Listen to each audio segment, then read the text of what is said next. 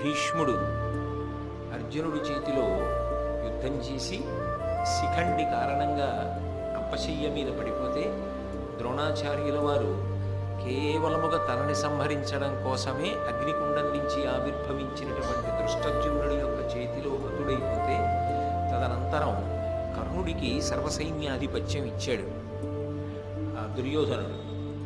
కర్ణుడు దాన్ని మహదవకాశంగా భావించి ఎప్పటి నుంచో అర్జునుడిని సంహరించాలనేటటువంటి తీవ్రమైన కుతూహలం ఉన్నవాడు కాబట్టి గొప్ప యుద్ధం చేశాడు. ఆ యుద్ధం చేసేటటువంటి స్థితిలో ఒకానొక రోజున ధర్మరాజు గారిని తీవ్రంగా బాధించాడు. ఆయన కూడా కుంతీదేవికి మాట ఇచ్చి ఉన్నాడు, ఒక్క అర్జునుడిని వినా మిగిలిన 4 పాండవులు దొరికినప్పటికీ కూడా నేను సంహరించాను. అందుకని వదిలిపెట్టేశాడు తప్ప యథార్థానికి కర్ణుడు తలుచుకుంటే